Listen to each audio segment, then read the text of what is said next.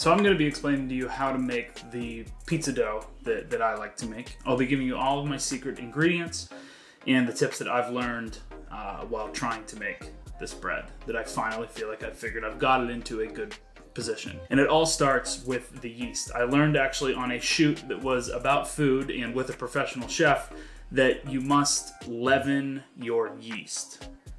What does that mean? Leavening your yeast means waking it up. It's asleep, it's dormant.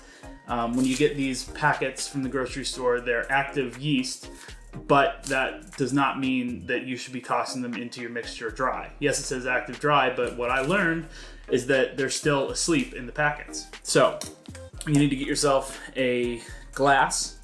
You need to get yourself the amount of water that is supposed to be in your recipe. In our case, it's 1.5 cups. You need to warm that water up to about 100 degrees Fahrenheit. You need to pour that into your cup, like so. Now, once that's in there, you then add in your yeast.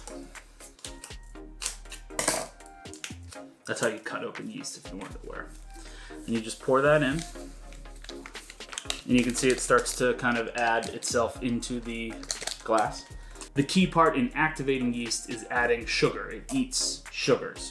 So put in about half or all of the sugar that you need for your dough recipe with your yeast in that same glass. Stir it up just a little bit. You don't have to dissolve it. A lot of people think that you have to dissolve yeast. You don't. It's just you need to just mix it with the sugar in there. So now you're gonna let this sit for about 15-20 minutes until you really start to see the bubbles form. And the bubbles are carbon dioxide. And the carbon dioxide is what's being released from the yeast when it's waking up. So you know once it starts to bubble up and get a nice head like beer, that means your yeast is ready to be added to your dry ingredients. If you get about that much of bubbles from your yeast mixture, you know it's about time to throw that into the rest of your dry ingredients. So now I'm gonna mix together all of my dry ingredients while the yeast is leavening.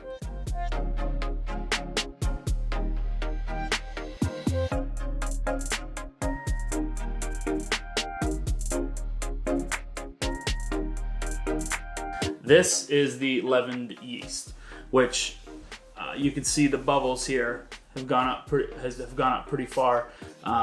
So now actually almost, I'd say closer to 2 inches, almost coming over the top. But you see that level of head that is there. That means your yeast is awake and ready to be put into your mixture. So now that the yeast is done leavening, we are ready to add it to our dry mixture. I will be using a standing mixture. I will be using a standing mixer so that I don't have to just sit here and stir it. It does the same thing, it just combines it all together. So now we got our dry mixture in the mixer. This is good for mixing dough because it can grab it and scoop it around. So I'm just gonna pop this guy on there. So now you can kind of start mixing it on a very low setting. Dump the yeast into it now, and you can actually see, look how high this yeast has gotten. It is like, it's almost coming over the top of the glass, which is awesome. So we're gonna dump this in there.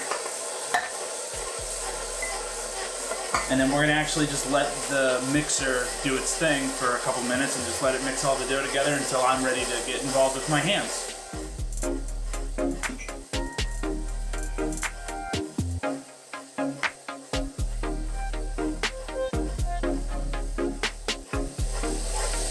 So at this point, the mixture's not grabbing all of the flour, so I'm actually gonna pull it off of the standing mixer, pour it out onto the counter, and start kneading the dough.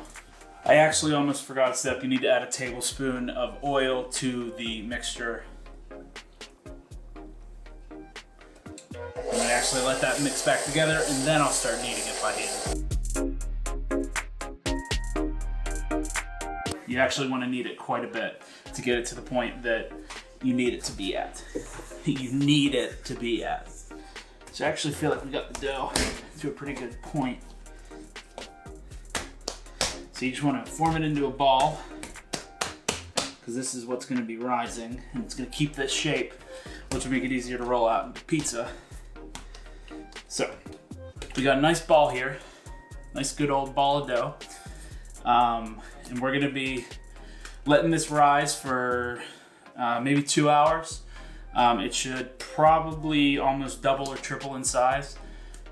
So what you do for that, bowl and towel, put your other tablespoon of olive oil in this bowl. What I like to do is I like to just take the ball, place it right into the oil, flip it around, and just kind of make it completely covered in the oil, and then rub it around the bowl just so the whole bowl has olive oil on it. And then you cover it and put it in a warm area for about 2 hours to let it rise.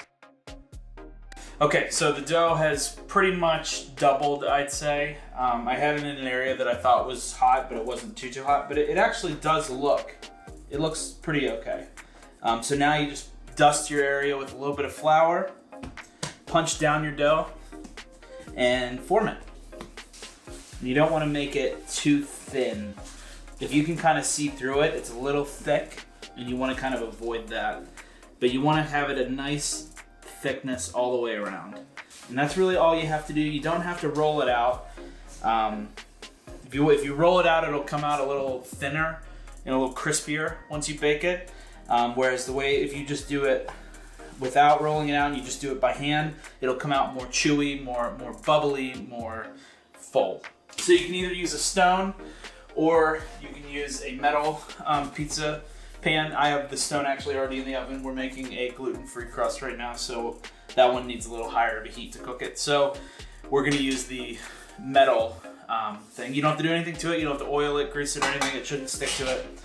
And actually, with the one with the holes in it, it actually lets it cook a little bit more evenly and thoroughly along the bottom of it, which helps the bottom cook completely through and get a little bit golden brown. So now that you have it on there, you can top it with whatever you want. You can put marinara sauce. You can do a white sauce, so like a garlic sauce. You can do ranch, and you can do a buffalo chicken pizza. You can do barbecue, and you can do a barbecue chicken pizza. You can kind of do whatever you want, which is kind of why making pizza is actually so much fun at home, and it's a lot cheaper than ordering from like a pizza hut. I'm gonna top mine, and then you bake it at 450 degrees for about 15 minutes, or until you start to see that the bottom of it is golden brown, and your cheese will probably already be bubbling and getting a little bit golden as well. And that'll be the time that you pull it out, throw it onto a cutting board, cut it up, and serve it.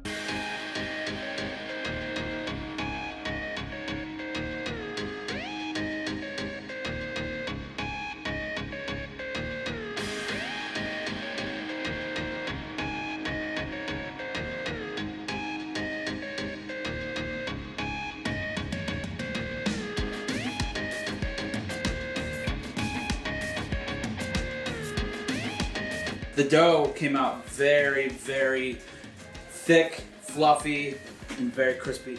So I'm very excited to eat it. I hope that you guys understood what I was saying and followed along with the instructions that I was giving. So now I challenge you, make your pizza with the instructions that I gave. Post it up on your Facebook, on your Instagram,